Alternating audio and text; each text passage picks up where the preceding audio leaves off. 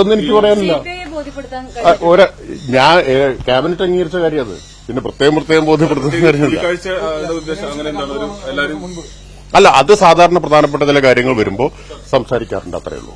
അല്ല, ഞാൻ വിചാരിച്ച ഇന്നലെ രമേശ് ചെന്നിത്തല അസംബ്ലിയിൽ ഉന്നയിച്ച ആരോപണത്തെ കുറിച്ചായിരിക്കുന്നതാണ്. അത് എന്തായി ആരോപണത്തിന്റെ കഥ?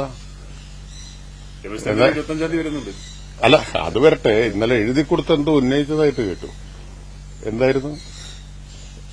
അതല്ലേ തുടക്കമൊക്കെ അഴിമതിയല്ലേ ആരോപിച്ചത്? അഴിമതിയുടെ കാര്യം എന്തായി എന്നുള്ളത് അറിയട്ടെ. ഞാൻ കഴിഞ്ഞ ദിവസം കണ്ടപ്പോഴും പറഞ്ഞു, അങ്ങനെ അഴിമതിയുടെ കാര്യം പറയാതെ ഇനി വിടുന്ന പ്രശ്നമില്ലാണ്.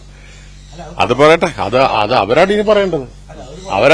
ഞാൻ ഗവൺമെന്റിന് വേണ്ടി പറയാനുള്ള കാര്യം എല്ലാം പറഞ്ഞു കഴിഞ്ഞു. ഇനി ഇന്നലെ രണ്ടുപേരും കൂടി സംയുക്ത വാർത്താ സമ്മേളനം നടത്തിയല്ലോ.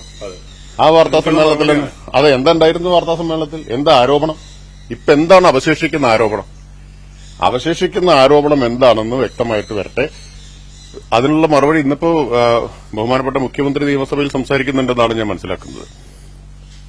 അപ്പോ ഇതാണ് പ്രതിപക്ഷം ഉന്നയിക്കുന്ന ആരോപണങ്ങളുടെ എല്ലാ സ്ഥിതി എന്നിപ്പോൾ മനസ്സിലായില്ലേ? ഏത് തരത്തിലുള്ള ആരോപണങ്ങളാണ് ഉന്നയിക്കുന്നത്?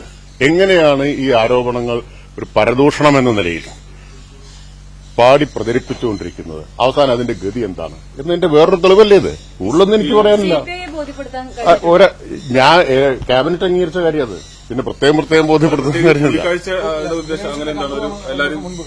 അല്ല, അത് സാധാരണ പ്രധാനപ്പെട്ട ചില കാര്യങ്ങൾ വരുമ്പോ സംസാരിക്കാറുണ്ട്, അത്രേ ഉള്ളൂ. ഒരു കാര്യം കൂടി, ഇപ്പം ഈ 74 ബിയർ പാർലറുകൾ കൂടി അനുമതി കൊടുത്തു എന്ന് പറഞ്ഞ് വാർത്തകളുണ്ട്.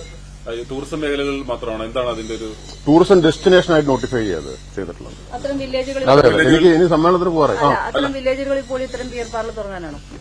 അല്ല, ടൂറിസം ഡെസ്റ്റിനേഷനായിട്ട് നോട്ടിഫൈ ചെയ്തിട്ടുണ്ട്. ടൂറിസം ഡെസ്റ്റിനേഷനുകളിൽ ഇത് തുടങ്ങാം.